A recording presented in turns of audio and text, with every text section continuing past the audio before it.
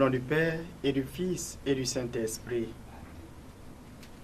Évangile de Jésus-Christ selon Saint Jean, chapitre 15, versets 26 à 16.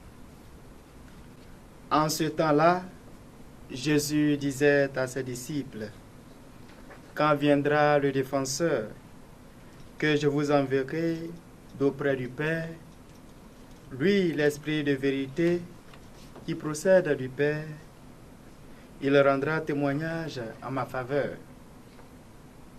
Et vous aussi, vous allez rendre témoignage, car vous êtes avec moi depuis le commencement.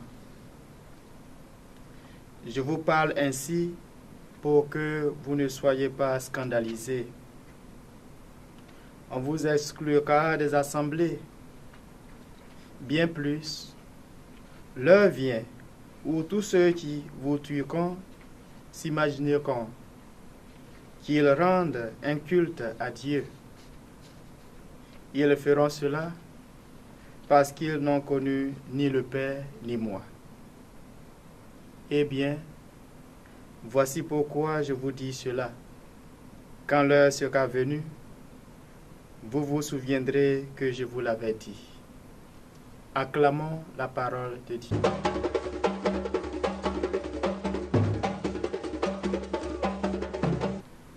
L'heure vient où tous ceux qui vous tueront s'imagineront qu'ils rendent un culte à Dieu.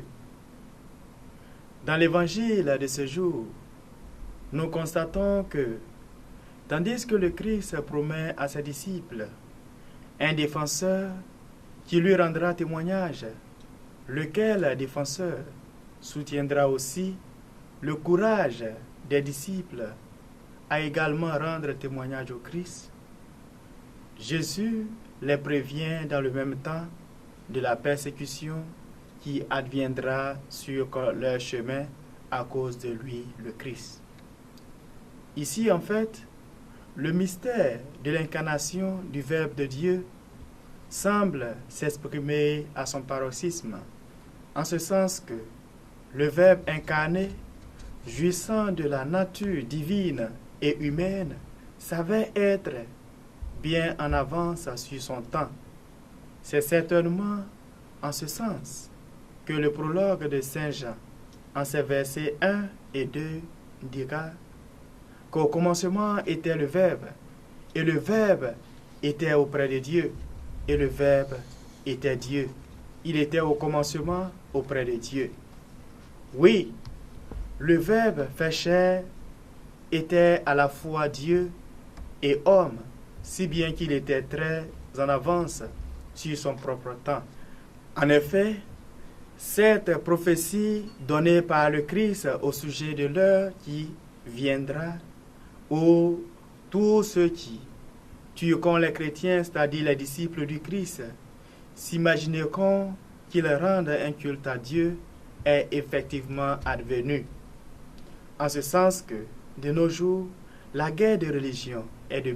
Nous voyons et entendons des affrontements ça et là, des agressions, la persécution des chrétiens ça et là.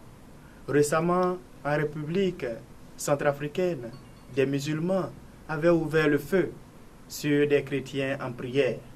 Au Nigeria, des Fulani ont séquestré et abattu froidement 2 prêtres et 21 fidèles en pleine messe.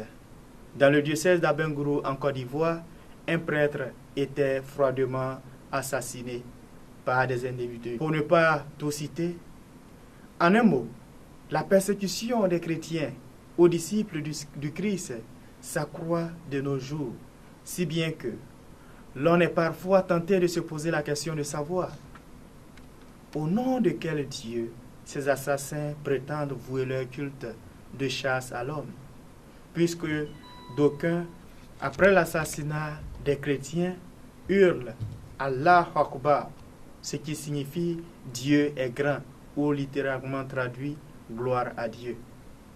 Le Dieu d'Abraham, dont nous nous réclamons de commune origine, chrétiens et musulmans, serait-il un Dieu idolâtre?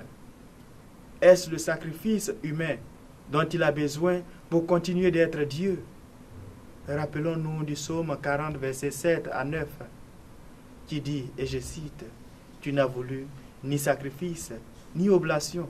Alors j'ai dit, me voici, je viens pour faire ta volonté. » Notre Dieu, dont nous réclamons tous, chrétiens et musulmans, comme étant des enfants d'Abraham dans la foi, en ce Dieu monothéiste, n'est-il pas un Dieu d'amour et dont l'amour a une mesure sans mesure?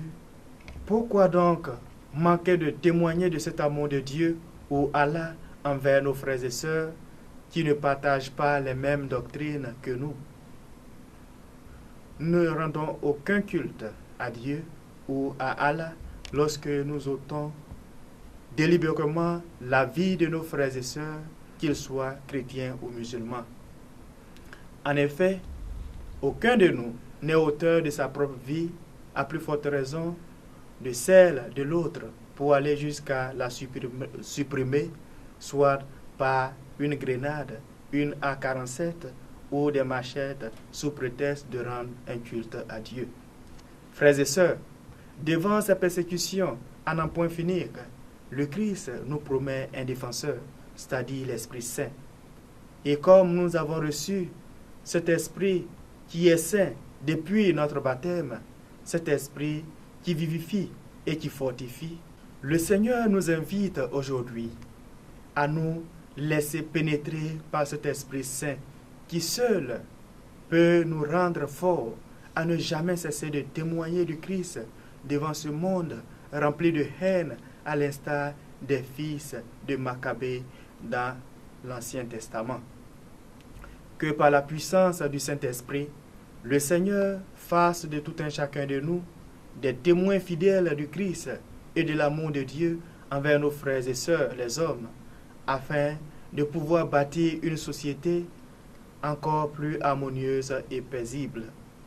Que le même Esprit Saint nous aide à ne jamais renoncer de témoigner de notre foi en Jésus-Christ devant les multiples persécutions dont les chrétiens sont victimes de nos jours. Amen. Prions. Accorde-nous, Dieu très bon, de voir fructifier tout au long de notre vie les grâces que nous offre le temps pascal. Par Jésus-Christ, ton Fils, notre Seigneur et notre Dieu, qui vit et règne avec toi dans l'unité du Saint-Esprit, maintenant et pour les siècles des siècles. Amen.